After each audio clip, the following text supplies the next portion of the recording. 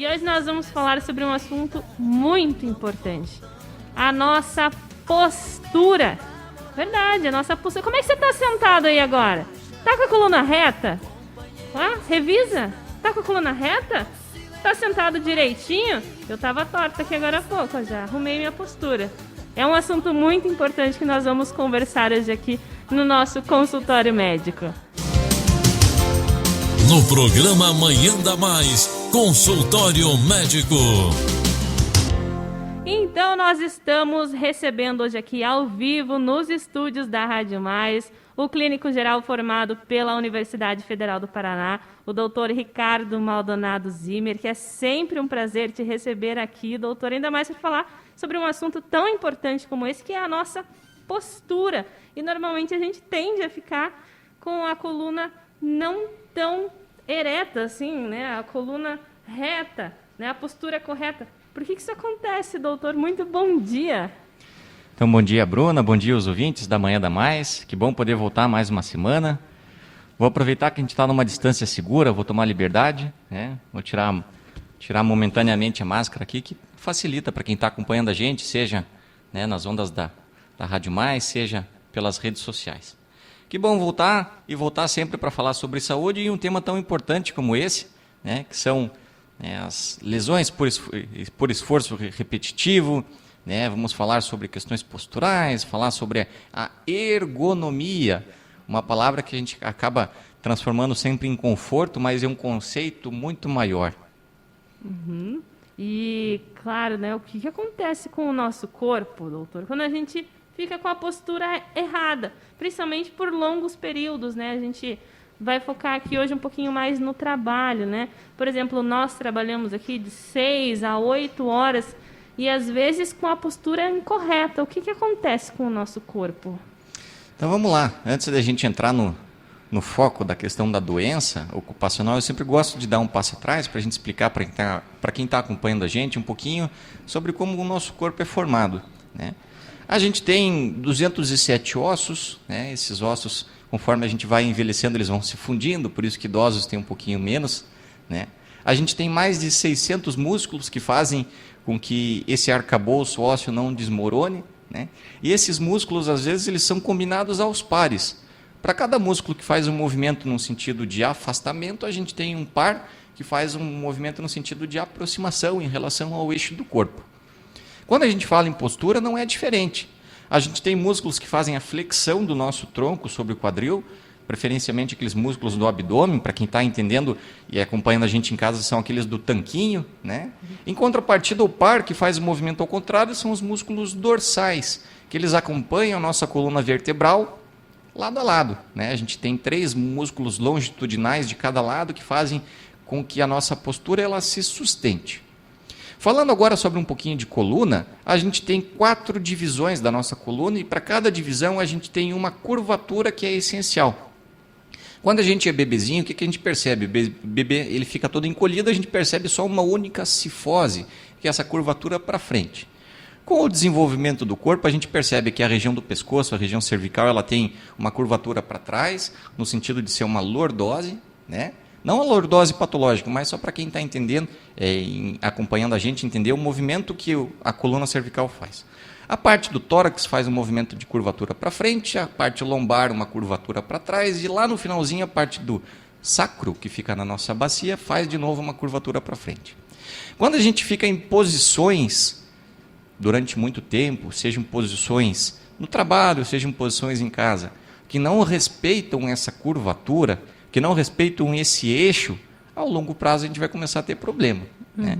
Então é interessante a gente dar essa pinceladinha na anatomia, no funcionamento, para a gente entender agora como que a gente tem que se portar, como que a gente tem que se posicionar para evitar as lesões, né?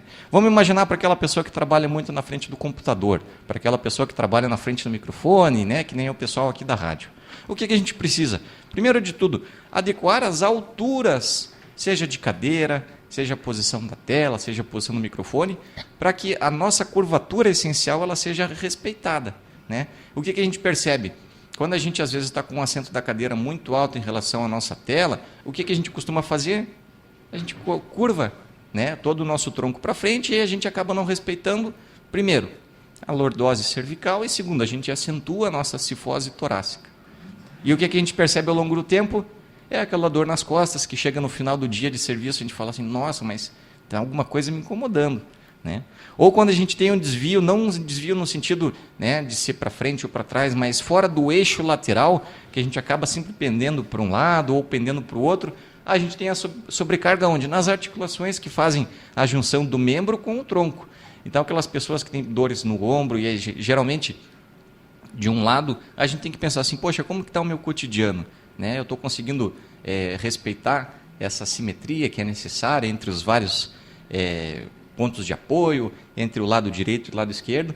Então, para quem está acompanhando a gente em casa, acho que vale a pena parar um pouquinho, né? A gente dar um passo atrás e a gente pensar assim, poxa, como que eu estou me postando, como que eu estou me portando, né, perante o meu corpo, perante as minhas atividades do dia a dia.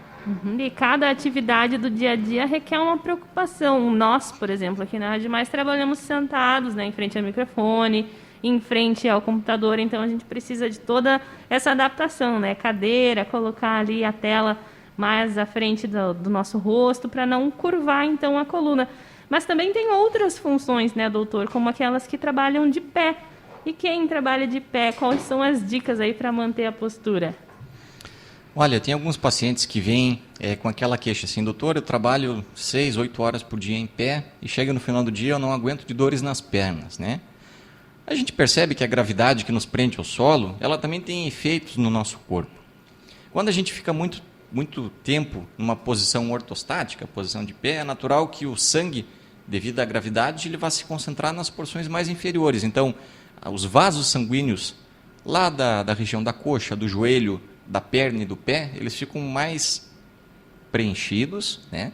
A gente tem uma tensão maior que sobrecarrega a parede dos vasos. E a gente percebe que essas pessoas no final do dia vão ter a queixa de pé inchado, né? Porque a parte líquida do sangue ela extravasou de dentro do vaso para a região dos tecidos, né? Essas pessoas geralmente quando têm dores nas pernas, deitam e elevam as pernas, essa dor melhora. Por quê? Porque daí nesse sentido a gente está usando a gravidade a nosso favor, de favorecer o retorno venoso.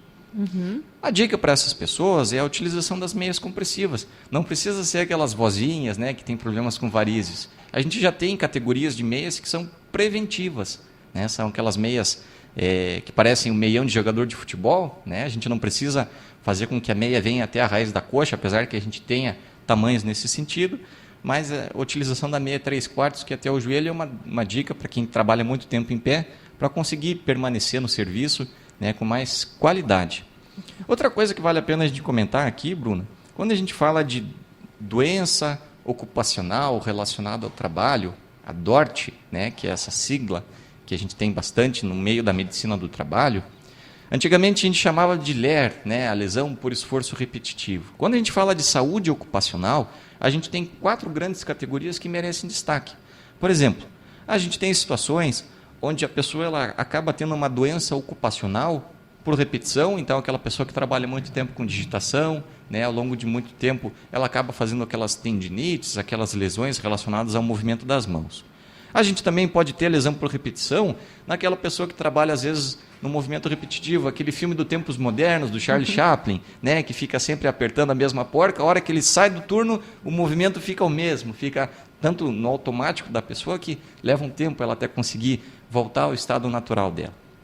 A gente tem lesões auditivas, aquelas pessoas que trabalham expostas ao ruído, né? Seja, né, às vezes até o fone de ouvido no dia a dia, seja aqueles ambientes com o ruído muito alto, né, a questão, né, de uma furadeira, de uma perfuradeira, enfim, que esse ruído acaba a longo prazo fazendo lesão auditiva.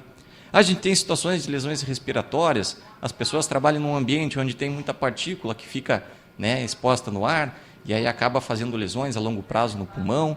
E a gente tem questões psicossociais. Quem nunca ouviu falar da expressão burnout, né? A pessoa que ela se doou tanto, se entregou tanto, o ambiente de trabalho era tão consultivo, consumia tanto a pessoa, que ao longo de um período o cérebro dela falou assim, opa, para mim não dá mais. E aí a pessoa não consegue mais produzir, não consegue mais render e precisa de um tempo de afastamento.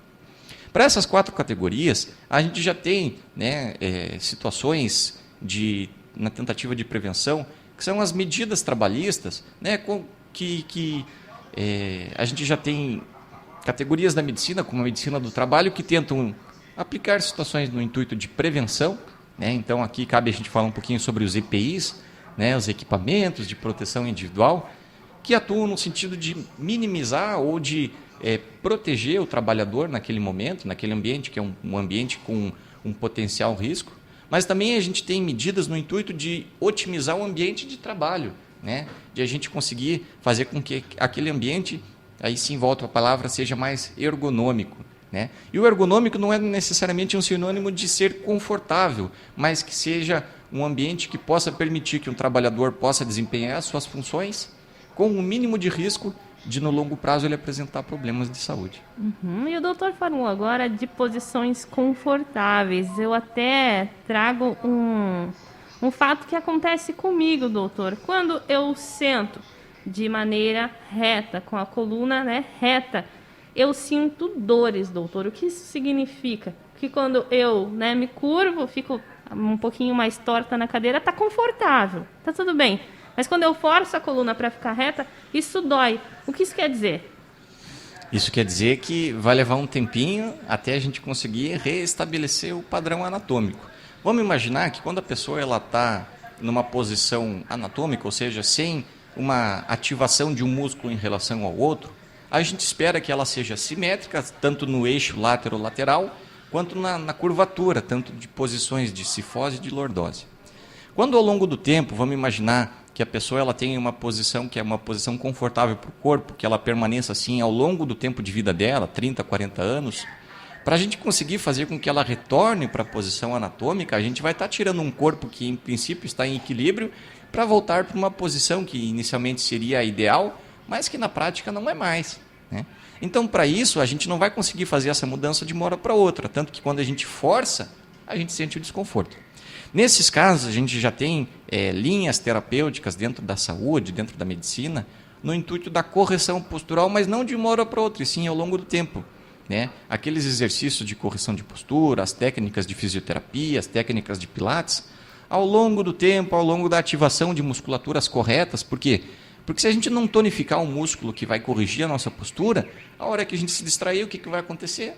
A gente vai voltar para a posição original, né? Então, a gente precisa entender que se a gente tem, por exemplo, 30 anos de vida, o nosso corpo ao longo de 30 anos foi se moldando para a gente estar na posição que a gente está hoje. Não é de uma hora para outra que a gente vai conseguir reverter isso. Então, é um grande trabalho que tem pela frente para ajeitar a coluna. E também, doutor, chegou uma pergunta da nossa ouvinte, Helena Sueck. Ela diz: bom dia a todos. E, doutor, quando eu acordo, eu sento na cama e espero um pouco para levantar, ou eu já posso levantar direto? Então, obrigado pela pergunta, Helena. A gente tem situações de pessoas que, ao fazer um movimento de transição da posição deitada para a posição sentada ou direto para a posição em pé, acabam tendo uma oscilação no valor da pressão, ou acaba tendo uma oscilação lá no ouvido interno, nos canais semicirculares que a gente acaba chamando de labirinto, né? Nesse sentido, a gente acaba tendo que conhecer o nosso próprio corpo e pensar assim: poxa, se eu fizer um movimento de me levantar muito rápido, eu vou ficar tonto, né? Então, para essas pessoas, eu acho que fazer essa transição, senta um pouquinho, daí depois se levanta, vai ser mais tranquilo. E para essas pessoas que, por exemplo, nossa, tiveram uma noite de sono muito pesada, acordaram com aquela sensação de que não queria levantar, breves movimentos de alongamento são suficientes para a ativação miofacial, a ativação dos músculos, né? Das fáscias, e vai dar mais disposição para o dia de trabalho. E falando também, doutor, dos trabalhadores que lidam com muito peso, aqueles que precisam levantar caixas, os estoquistas, né? Pessoas que acabam forçando ali a coluna. Quais são as dicas para manter ali essa postura? Então vamos lá. Eu já tive situações de trabalhadores que procuraram atendimento médico com dor no ombro. Daí a gente vai lá, faz o exame, percebe que tem alguns tendões que estão inflamados, faz um uso de um anti-inflamatório, um relaxante muscular. Naquele momento a dor passa. Passado um tempo, o trabalhador volta com a mesma queixa. A gente pode pedir um exame de imagem, o exame de imagem vai mostrar em qual região está a lesão. A gente pode pensar, né, numa terapêutica de fazer uma fisioterapia, de fazer um exercício de reforço da musculatura. Só que se a gente não entender o que está originando esse problema, a gente sempre vai estar correndo atrás do prejuízo, né? Então, para essas pessoas que trabalham no pesado, a gente precisa ter um sinergismo muito grande, né, do conhecimento do próprio trabalhador, que ele tem acerca do corpo que ele possui, sobre as potencialidades que ele tem para, por exemplo, fazer uma atividade de carga, não só num dia, mas sim dia a dia, ao longo de uma semana, de um mês ou de anos de trabalho. E na maior parte das vezes, a gente precisa ter uma dobradinha entre o trabalhador se conhecer, fazer atividades de alongamento, que são aquelas pausas que já são previstas, né, para essas pessoas, e também da empresa, né, de entender assim, poxa, vamos dar um exemplo, eu tive um paciente que ele trabalhava no setor de panificação. E aí a dor dele era uma dor no ombro, cada vez que ele fazia um movimento de elevação de carga. Aí conversando um tempo com ele, lá pela quarta, quinta consulta, a gente entendia que cada vez que ele precisava levantar a forma para colocar, a forma de pães para colocar para assar, o forno estava numa altura tão grande que ele tinha que fazer um esforço tão importante com a articulação dele, que a cada 3, 4 meses ele estava com lesão. Aí foi feita uma cartinha, né? Essa empresa ela não tinha um setor de medicina do trabalho, mas foi atendido no intuito de fazer, poxa, vamos fazer uma plataforma para que o trabalhador ele consiga, né, levar a carga sem ter que fazer um esforço tão grande com as articulações. E aí, se não me engano, em 2020 eu conversei com ele de novo, ele já tinha melhorado das dores do ombro, né? Ainda estava trabalhando no mesmo setor de panificação. Então a gente precisa ter, primeiro de tudo, a noção de que a gente é finito, que a gente, por exemplo, se a gente tiver uma idade que nesse momento está tranquilo fazer atividade, tudo que a gente está fazendo de desgaste, seja na parte óssea, na parte articular, na parte da cartilagem ou na parte muscular, vai ter consequência a longo prazo, né? E que a gente tem que comprar o nosso motor enquanto a gente tiver força para remar o nosso barco, né? Entender que o mesmo corpo que está aqui hoje, a gente tem que preservar ele para que no futuro a gente tenha mais saúde, para que a gente tenha mais disposição, para que a gente tenha mais qualidade de vida. E agora, né, tivemos uma pandemia, muitas pessoas, doutor, foram para o home office e agora continuam nesse home office.